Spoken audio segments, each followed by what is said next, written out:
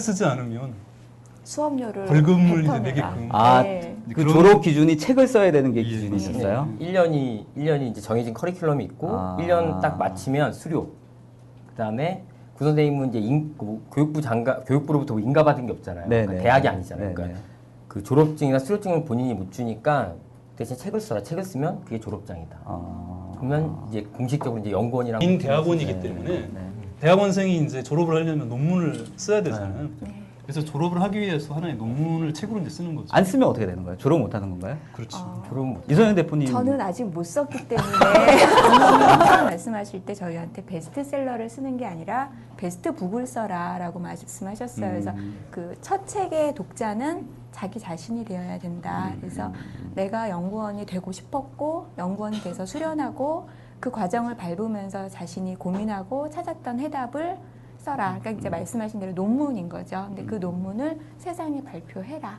그래서 그래서 책이 필요하다고 말씀하셨어요. 고명 선생님이 좀 어떤 그 특별한 점이라고 하는 것은 말 그대로 자기 개발이라는 게 다른 게 아니라 가장 자기다워지는 것이라고 좀 얘기를 하셨던 거라고 생각을 하고요. 그래서 이 피라미드의 상층부로 올라가라고 한 게 아니라 그 피라미드에서 벗어나서 각자 자기 자신의 모습으로 살아가는. 고명스님이 우리한테 이제 전해주는 어떤 메시지 중에 하나는 공헌력인 것 같아요. 그래서 내가 어떤 자기 개발이나 자기 경영이 어떤 위대한 사람이 되라는 게 아니라 그냥 내가 가지고 있는 것들을 지금까지 발휘되지 못했던 것들을 꺼내어 쓰고 그걸 통해서 작은 자기 자신의 세계를 만든 다음에 그걸 가지고 어떤 사회나 공동체에 어떤 기여하라는 어떤 이런 메시지가 그 변화에 대한 고명 정의 자체가 첫 책 때부터 좀 다르셨어요. 음. 그러니까 구본영이 말하는 변화란 본래 자기 자신에게로 지금은 많이 일상화됐는데 첫 책부터 이제 인문학이랑 뭐 자기 개발 혹은 뭐 조직 경영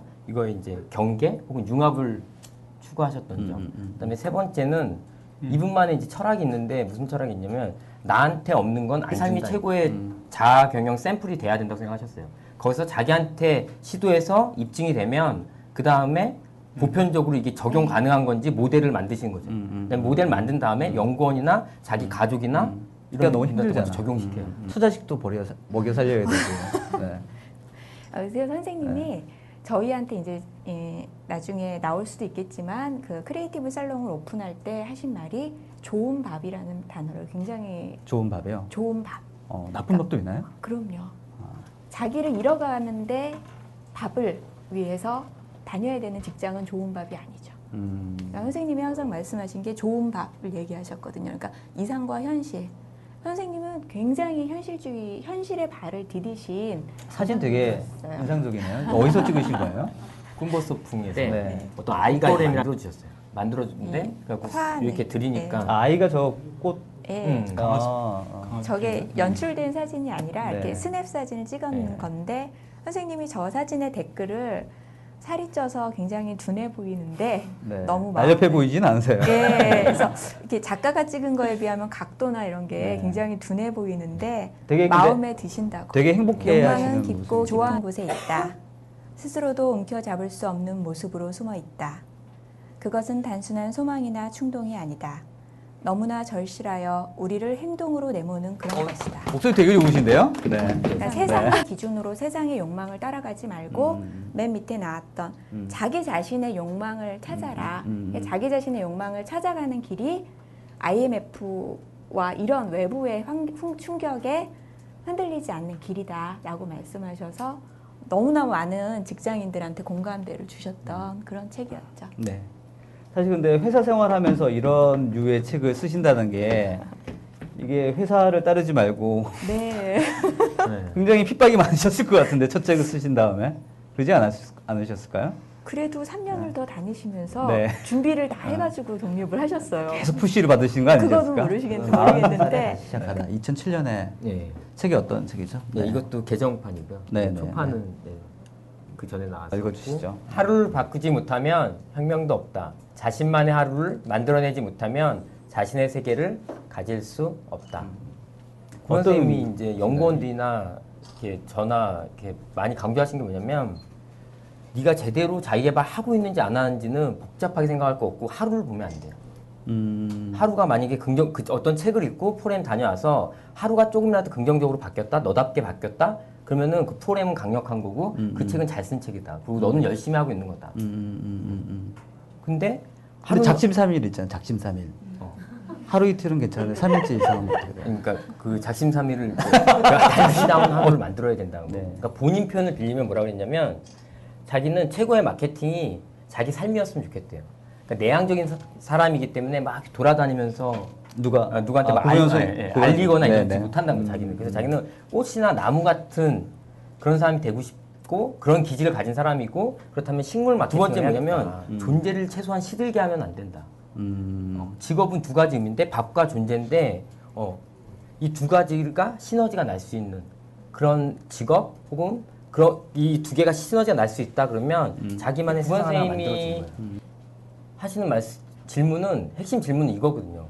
왜 나는 좋아하고 잘하는 일을 하면서 먹고 살 수 없냐 이거예요. 그게 어려우니까. 아니 그러니까 왜 어렵냐는 거죠. 그게 그러니까 선진국이 그거잖아요. 선진국이 어떤 게 제가 봤을 때 선진국이냐면 747을 이루는 건 제가 봤을 때 중요하지 않고 자기다움, 그러니까 행복해질 수 있는 방법이 많을수록 다양할수록 전 그게 선진국이라고 생각합니다. 사실 이 책의 제목을 보면서 43살에 다시 시작하다라는 제목이잖아요. 제가 43이거든요. 올해가 네. 제가 43인데요. 저는 뭘 시작해야 될지 깊은 인생의 그 발췌된 내용을 듣도록 하겠습니다. 제자가 준비되면 위대한 스승이 나타나듯 사람이 준비되면 위대한 사건이 일어난다.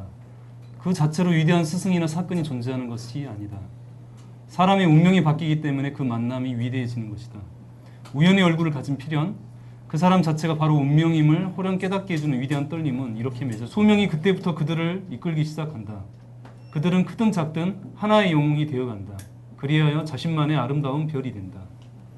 네. 2011년도 책인데요.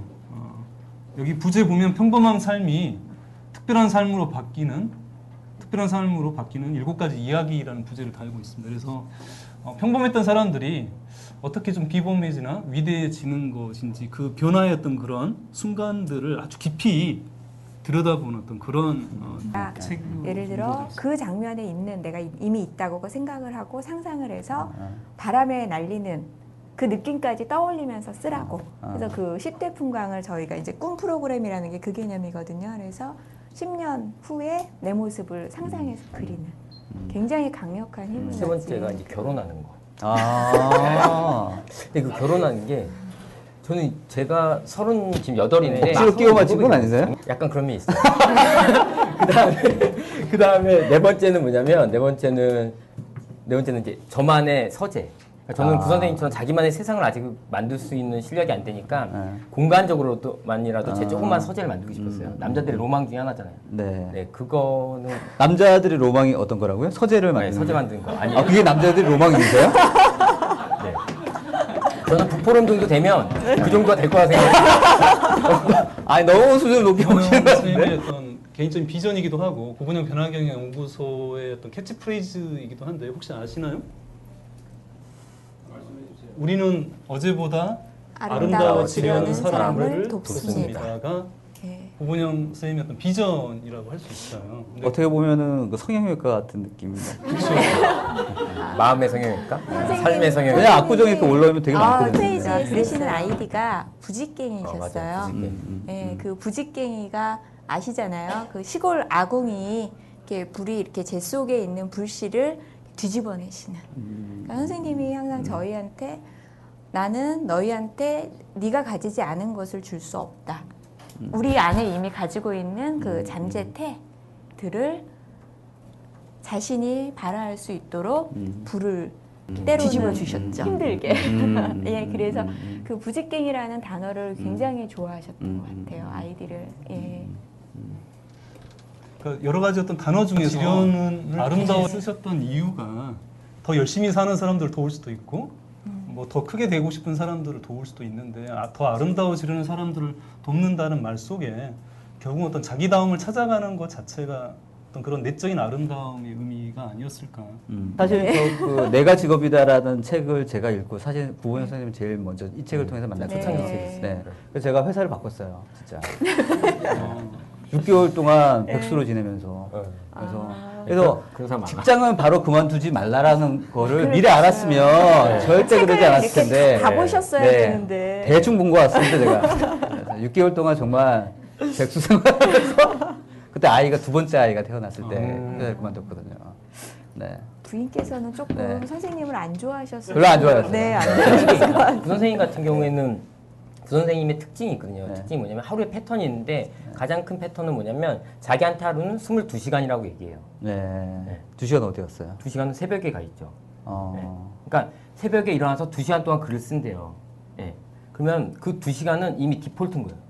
네. 어떠한 일이 있어도 양보할 수 무조건, 없는. 네. 네. 그때 그거 새벽에 2시간 동안 글 쓴 게 1년 지나면 책이 한 번 그게 나오는 거거든요. 그 참가자들이 실제로 삶이 변화하거나 네, 완전 생활이 변화하죠. 그래요? 근데 저부터 네.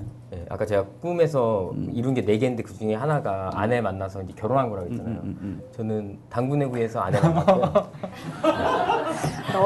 프로그램 하다가 아내분을 만나신 거예요? 제가 진행한 세미나, 당군의 구에서 제가 네네네네. 세미나 진행해요. 네네. 진행하는데 네. 한 많이 여성이 날라오는데요? 한 여성이 네. 한 여성이 문력을 탁 들어오는 거예요. 네. 와, 저기 봄이 걸어와서 여기 딱 문을 열고 오. 들어와갖고 이거 아내가 들어야 돼. 아 이런 거. 그 선생님 얘기만 한 게 아니라는 거예요. 네. 그럼 뭐 하셨어요? 지금? 이해해 주세요. 아직 신혼이세요. 네. 하는 거 혹은 성장하는 것은 사람을 통해서 혹은 사람 속에서 이루어지는 거라. 근데 사실 저 개인적으로는 사실은 이제 구본영 선생님이 뭐 굳이 표현하자면 좀 안전벨트 같은 그런 느낌을 많이 좀 주셨던 것 같아요. 그러니까 뭔가 좀 새로운 일들을 뛰어드는 데 있어서 우리가 불안하잖아요. 직장에 계신 분들 특히 얼마나 불안합니까? 이걸 어떤 개인이 혼자 감당하기 굉장히 큰 어떤 불안인데 이때 뭔가 나를 이렇게 좀 믿어주고 응원해주고 내가 어떤 기댈 곳이 있는 어떤 그런 베이스 캠프 같은 게 있다는 느낌을 받으면 이게 굉장히 또 변화의 어떤 그런 원동력이 좀 될 수 있는데 구본영 선생님이 좀 그런 역할들을 좀 많이 좀 해주셨던 것 같고 한 사람 한 사람의 그러니까 어떻게 보면 개별성에 대한 관심이 굉장히 뛰어나신 분이에요. 그러니까 어떤 누군가의 또 고민을 이야기할 때도 어떤 보편적이거나 어떤 획일적인 이야기를 절대 안 하시고요. 그 한 사람 한 사람의 어떤 기질이나 성향에 맞게끔 이야기를 풀어나가시는 그래서 그 선생님하고 좀 같이 있는 동안에 누가 됐든 간에 나라는 사람이 온전히 좀 이해받고 있구나랄지 혹은 좀 더 관심받고 있다는 이런 느낌들을 각자가 이렇게 좀 다 많이 받았던 느낌. 선생님은 말과 글과 행동 이런 부분이 굉장히 좀 많이 어떻게 보면 일치가 되신 분이세요. 그래서 그 부분들을 보면서 결국은 그 많은 옆에 있는 사람들이 직접적으로 영향을 안 받을래 안 받을 수 없었던 거라고 생각합니다. 선생님 안녕하세요. 요한이에요. 제가 2005년도에 선생님 처음 뵙게 됐는데 그 8년 동안 선생님에 대해서 생각한 것보다 4월 13일 돌아가시고 나서 그 뒤로 선생님 생각하는 시간이 어쩌면 더 많았던 것 같아요. 비록 지금은 안 계시지만 어떻게 보면 선생님 떠나시고 나서 제 마음속에 더 깊이 연결돼 있다고 좀 느끼고요. 선생님이 하시고자 했던 이야기, 그 정신, 저도 제 삶 속에서 같이 구현해 나가서 늘 선생님 어떤 모습처럼 살아가도록 하겠습니다. 편히 쉬세요, 선생님. 선영입니다. 돌아가시기 전 마지막 면회 때 너무 우느라고 말씀 많이 못 드리고 못 들어서 아쉬웠는데요. 저는 선생님 돌아가시고 나서 저희 이제 이번 주 금요일 49제까지 치르면서 제가 선생님을 만나서 정말 행운하구나. 제가 선생님이라고 부르고 따라다니고 배울 수 있어서 정말 행복한 사람이구나 라고 느꼈습니다. 늘 그리고 사람이 빈 자리에서 그 사람의 진 면목이 드러난다는 것을 요 2달 동안 정말 배웠고요. 나중에 제 빈 자리가 아름다울 수 있도록 그렇게 아름답게 살겠습니다. 나중에 뵐게요.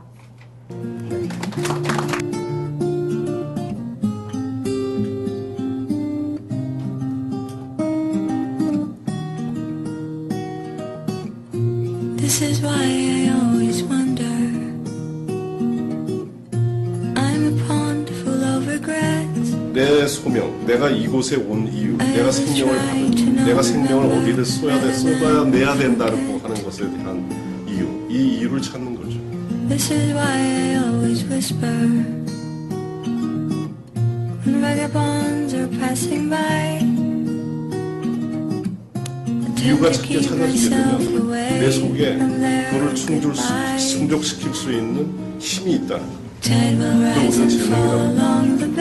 일이 주어지면 그 일을 수행할 수 있는 능력도 주어진다는 것. 이게 이상하게 그렇다는 거예요. I'm not going anywhere. People come and go and walk away. 근데 이 각성만 이루어져가 우리가 보려고 하는 건 우리야, 바다야. 응? 여러분의 바다.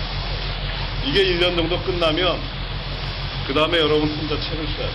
혼자 책을 쓴다는 뜻은 뭐냐면 이렇게 없어지는 거예요. 잘 보이지? 그게 2년차 수업이야.